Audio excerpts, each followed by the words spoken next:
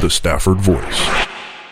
The bottom line is this, and oh my, how the tides have turned. Please, just for a second, put down your silver spoon and take heed to what I'm about to say. The fact of the matter is that you live in a fantasy world of make-believe where you get to make the rules, where you get to act your way into the lives and minds of the public, where you get paid to put on a performance strictly for the purpose of entertainment. You're no special than the next man, woman, or child. You're no more special than the person seeking political office or the person reporting on the news of the day. And you sure in the hell aren't no more special than those who are willing to stand up and die in defense of the very freedoms that you get to lavishly exercise every day.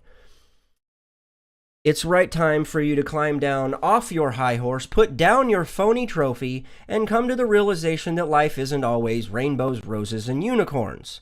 Big deal. You lost. Your precious little lady didn't win. Get over it. Accept the opportunity to give the next president of the United States a chance, much like you desperately begged for us to do 8 years ago.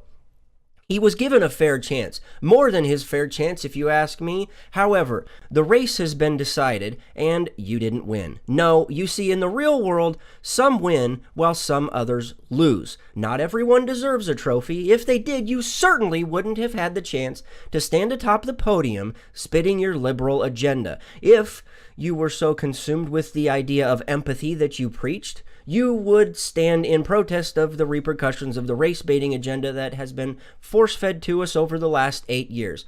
Or you'd be a little more empathetic to the hundreds of thousands of veterans that are constantly mistreated. You be a little more concerned over a failed Middle East policy that has sent us to the brink of World War III. No, we don't want to talk about how radical Islam is teaching children how to chop the heads off of those they disagree with. But then again, maybe you think that's art.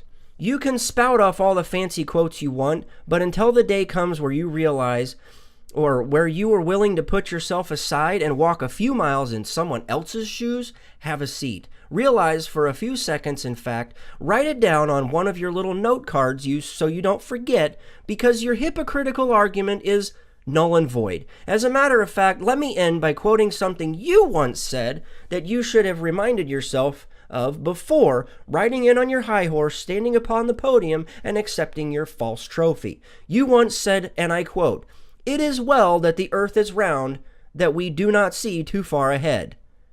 Isn't it a shame you can't see any further ahead past the little fairy tale land in which you live in? And that is tonight's bottom line.